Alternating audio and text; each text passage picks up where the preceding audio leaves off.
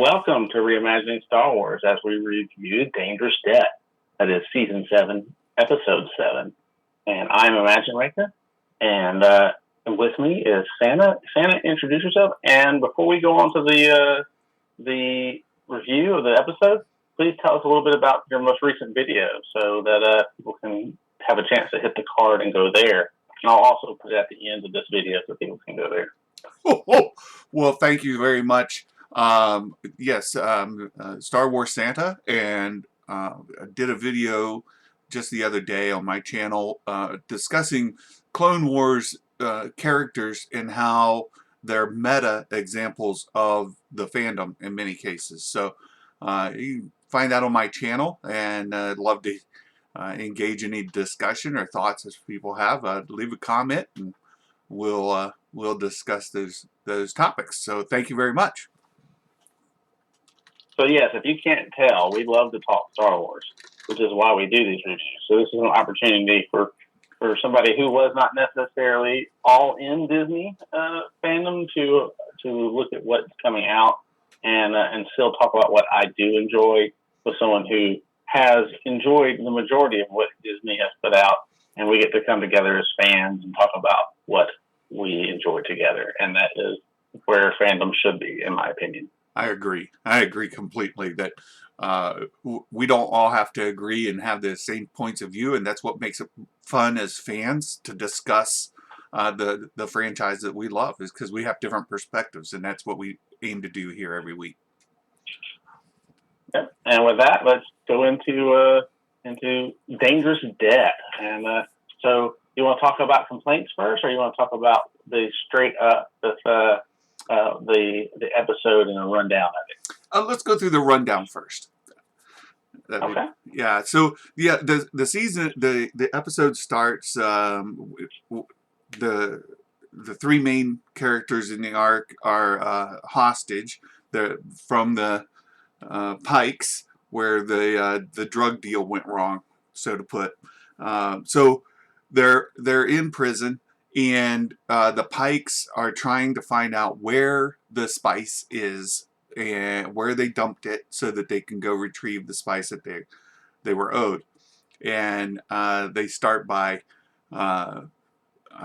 torturing Rafa to get the information. When she comes back unconscious without the information, then they take Trace and they start to they intend to torture her in the same manner. And as they start that, then Rafa faints. She fakes. Trace faints. Yeah, she fakes. Yeah, she fakes a faint, or she fainting. FEINT, right? Anyway, she faints fading. I like that. Yeah, she and that catches them off guard just enough for her to grab a weapon and get free and take off on the run. So there's a big chase scene that takes place throughout the most of the episode, and at one point, then Ahsoka uses the Force to push a button and let herself and Rafa out while Rafa was still a little bit unconscious. So the three of them are on the run. And then as they're being, it appeared at one point that they had reached kind of safety. They kind of blended in with a crowd, but the Pikes show up and they've got a hologram of the three of them. They get pointed out, and the chase is on again. They get split up, where Ahsoka is split off from Rafa and Trace, and Rafa and Trace are recaptured.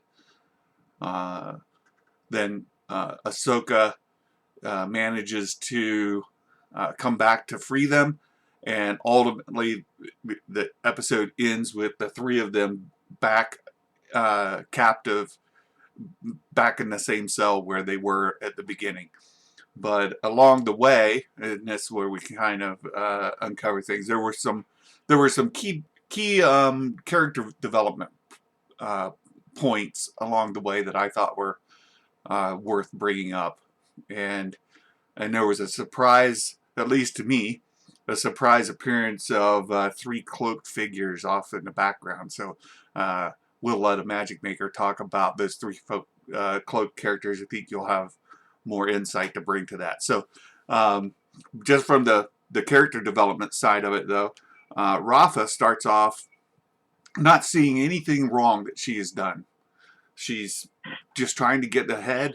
Her and Trace are trying to make the best of things, and she doesn't really take any accountability for any missteps. Everything's Ahsoka's fault, or because somebody didn't listen to her. So along the way, they mentioned that the reason that Rafa and Trace are alone in the world is because a tragedy had happened that killed her parents, and that tragedy was back in is actually part of an episode in season 1, episode 22, where they free Zero the Hutt, and they mention a red-eyed alien, which we know to be Cad Bane. So not be confused with other red-eyed aliens that that people might have thought. Right. So that red-eyed alien in season 1, episode 22, that freed Zero the Hutt is Cad Bane. And as the Jedi were trying to recapture Zero and deal with Cad Bane, a ship was damaged and flew out of control and rammed into the outside wall of where Rafa and Trace and their family lived. And through that collision, their parents were killed.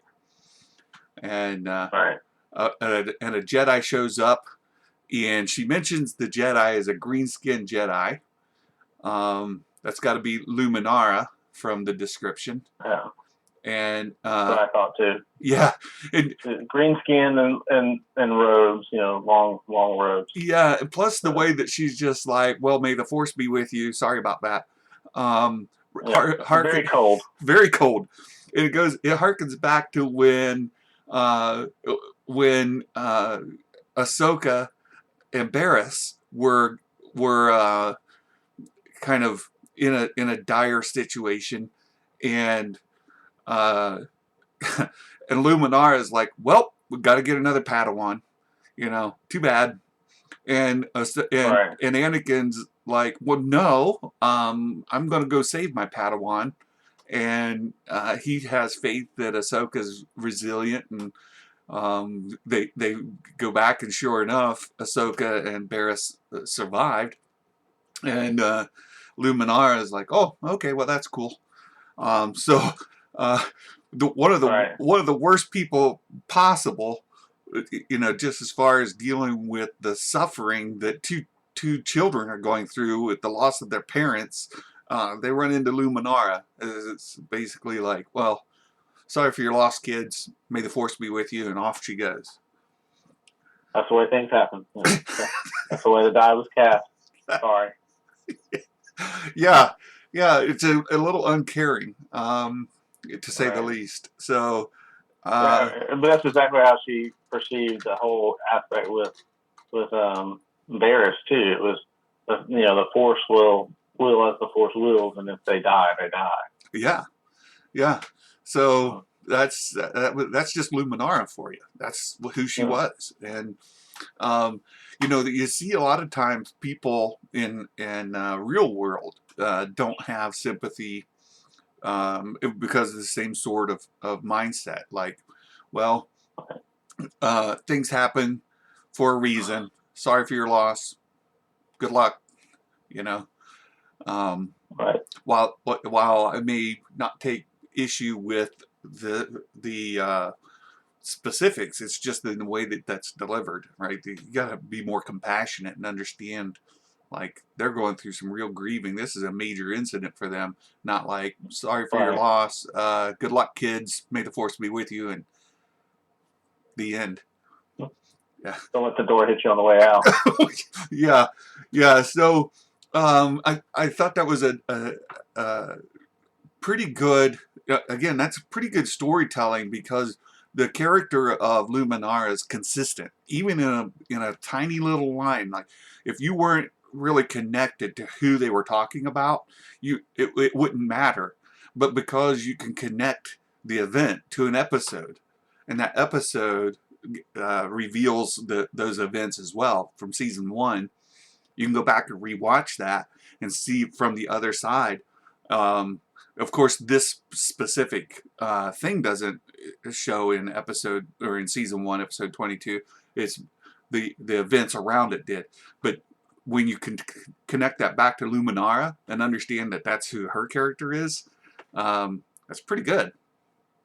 No, absolutely. It shows consistency, which I have talked about being extremely important in storytelling. Exactly. So this is I thought they did a really good job there. And then through the episode, Rafa realizes that maybe her actions haven't been in the best interest. That they've been a little more selfish. So where we end in the cell at the end, Rafa has a little better understanding. I think Rafa has developed. Ahsoka and Trace are back where they were, but I think Rafa's character has developed. And again, there's some instances where Ahsoka used her Force powers, but that was the bulk of it for me. Is just seeing first of all that tie back to Zero and Luminara, and then secondly, just seeing Rafa improve as a character.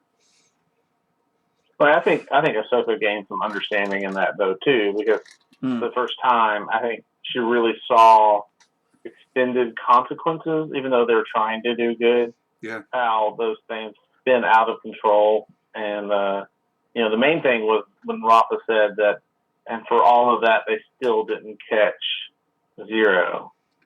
They didn't catch the guy. That's true. That caused this. That's true. And so like it was for nothing. So my parents died for nothing is what she basically put it out there as. And so I think that gave some perspective to Ahsoka. Like I don't think she had that perspective. I think she could always say, "Well, we were doing the right thing," and we just watched The Incredibles, the second one, the two. Mm-hmm. And then how the very beginning they say, it'd been better if you'd just done nothing because we have insurance for all of that. Yeah, that's a really good point because that also came up in like the X-Men where the collateral damage being done by the heroes has to be addressed. And it's come up in various superhero genres, but The Incredibles that's a really good example. And what Ahsoka has realized through her own experience is that the Jedi weren't as holistic as she had originally thought, and that they were being they're being controlled. And she walked away from the Jedi Order, and now she's seeing the consequences of many of the things that she was directly involved in that had unintended consequences that she didn't even think about. And so it's really opening up her mind. You're right. So she's getting a whole view of the world and universe around her, which I think, we already believe and know that the Jedi were very stovepipe, and it's just confirming just how stovepipe they really were. Yeah. They were a very limited view of the universe. Yep. So in the episode, as Ahsoka's split off from Rafa and Trace, and she's working her way back around, there are three cloaked figures up on a elevated distance, watching things from afar, and like you to kind of talk about those three characters and what we can expect to see from them. Yeah, I'm not certain why they're there on Obadiah, but it's clear they're looking for some asset, and they have some mission there. From what I could tell, I mean, it's wasn't a very long period. I couldn't think, but it seemed to me like it was Bo-Katan and with two other female night owls, a group of three females from the interaction that it seemed, because the taller, it was her and then another one about her same height and the one that was a little shorter. And so the one that was shorter didn't speak at all, so I couldn't tell what if it was a he or she. But I'm assuming since that character was shorter than Bo-Katan, that it was also a female. That's an assumption. But they seemed like they all were wearing night owl helmets, so it seemed to me like they were all female. And I'm not sure if that matters, but it's just a little detail that I thought I noticed. But Bo-Katan's clearly on the message, and then she noticed Ahsoka, and she made the statement of, I believe, that of who she was. Like, she basically said, "I think she is," and then I'm gonna watch her because her being here might be of some importance to us. And so clearly there's something going down that has them on Obadiah, and they have recognized that Ahsoka is there, and that who she is, and that her place is will be helpful to help them resolve the situation on Mandalore. So we know with the last bit that Maul was not left on Mandalore, as far as we know, because the last place we see him is with Palpatine, and we do have some pieces of comic books, but I don't know if those comic books are still considered canon, and so I don't want to step over that and say that's what occurs. But if those comic books remain canon, then then we know that Maul eventually escapes, and from being imprisoned by Sidious. But I'm not sure that, because with Sidious's last word saying, "I have plans for you," I'm not exactly certain that is what's going on. Is that so that comic will remain canon, if that makes sense. Yeah. I've heard speculation about who these three might be. I think Bo-Katan is certainly one of them. And their interest in Ahsoka is interesting to me. Like, they mentioned that they specifically talk about her, and they recognize her, and they seem to be like, we need to be careful about watching her, and they said, well, we have a common enemy, right? Right. And that would, of course, be Maul.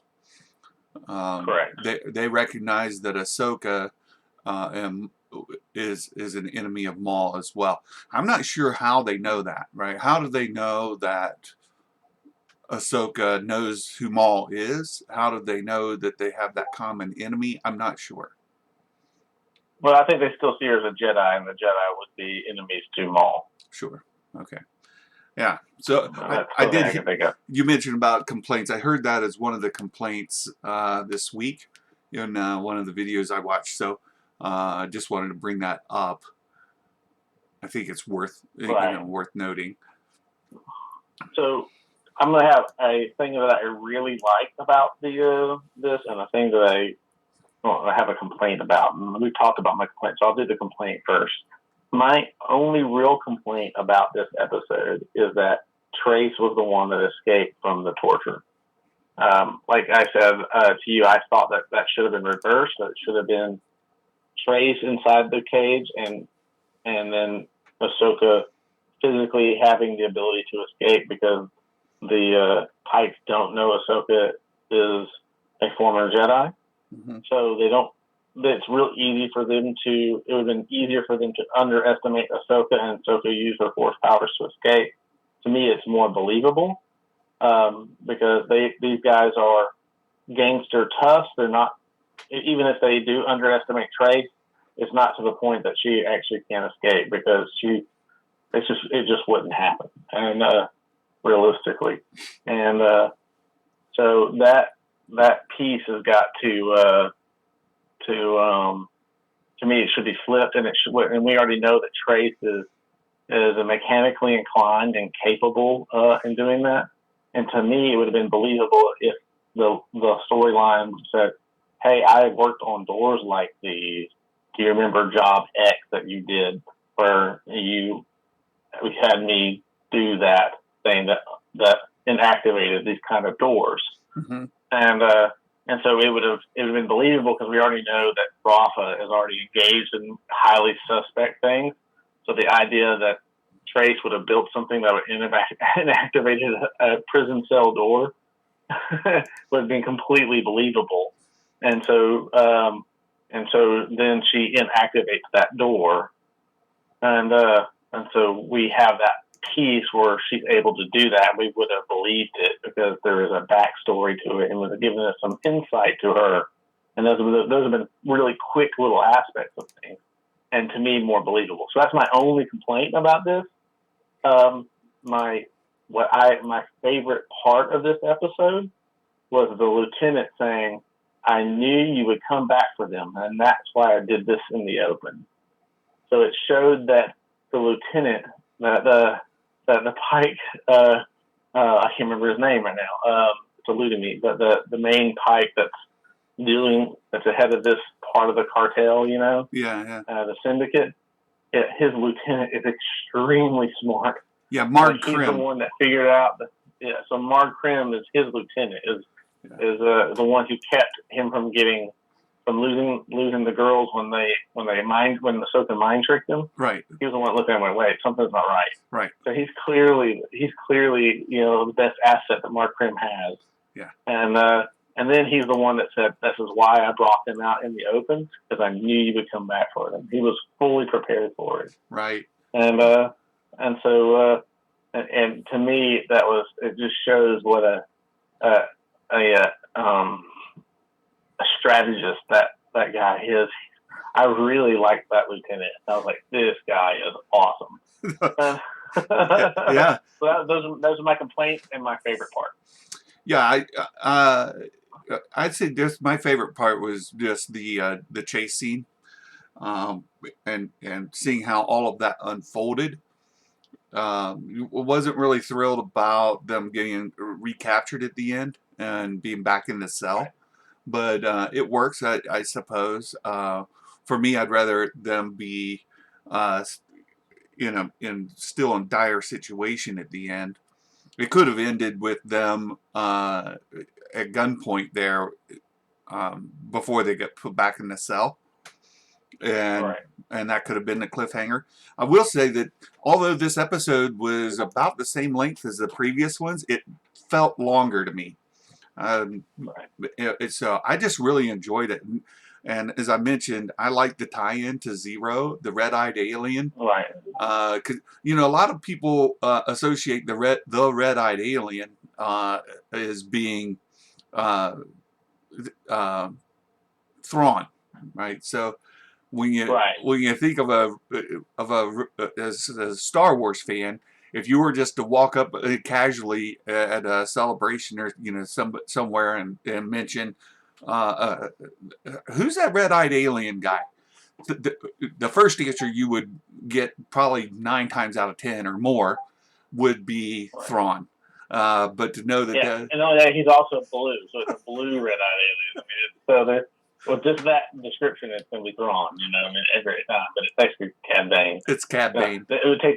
You would need that little extra piece where he says, "with a hat." That's his signature, with a hat. Yeah. So that's I really enjoyed that, and the call back to season 1, episode 22. So that I just thought was a really well written show on the whole.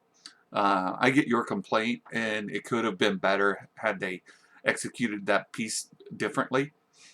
So very good. Yeah, so I think those are minor complaints, and I think that would have been pretty cool. I mean, all in all, and also it would have, to me, justified Rafa's continued desire to send Ahsoka off in something that separates them from her from Trace. Yep. So to me, though, when she executed the rescue of them both, that should have been a process that actually engendered trust in Ahsoka, not doubt of Ahsoka. Yeah. And yet she was still willing to send her off into to be basically, obviously this is the hard part. Yeah. If you remember that, when she had to take on the guards at the gate controls. Right.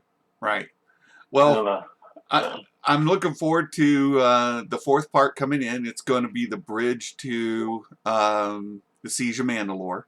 We've already been introduced to Bo-Katan and the Night Owls, and they're going to be tying in to, I think, seamlessly move into that last 4 episodes. So the part that everybody's been waiting for. Yeah. It's going to be like a 4.25, right? Like 4 episodes of the Siege of Mandalore plus whatever carryover there is from this next episode. So it's really good. Right. Yeah, I think this is going to lead us right into it. I mean, there's no doubt. And the thing is that really, to some degree, these are all kind of connected, and I think that's good to see that. And that's kind of what I want to see play out. I think really it's sort of a 4-part episodes or 4-part storylines. We're actually probably getting 1 8-part storyline where we follow Ahsoka all the way through the Siege of Mandalore. That's a really good point, because I watched Ashley Eckstein interview with the Rule of Two this week. Was fantastic. Right. If you haven't watched that, they did a fundraiser at the end that was really, to me, pulled my heart quite a bit. She's a really good person, but they were able to kind of get out of her that this will tie into that. There's a purpose for this, and that it plays into that. So, yeah, Ashley gave as much away, so I'm excited to see how that fits in. Right. Yeah, I think it's, she did that interview, and she did also the interview with Star Wars Theory. So she's making the rounds right now. Yeah. So she's trying to reach both groups, or all groups that are out there. So Rule of Two reaches kind of one group, and Star Wars Theory kind of reaches another group. Yeah. So I think she's making the rounds to reach those people who reach the majority of Star Wars fans, and I think it's good. I think we can all kind of come together on the Clone Wars, and that's good. Yeah, I think so too. And so anyway, I think that's where we end off this week. We're looking forward to the last episode of this arc coming up this Friday, and moving into the Siege of Mandalore. Very excited. Yeah, I'm super excited. Yeah. All right, everyone, thank you for coming in, and may the Force be with you. And don't forget to check out Star Wars Santa. The link to his recent video will be here on the end screen. Thank you all. See y'all later.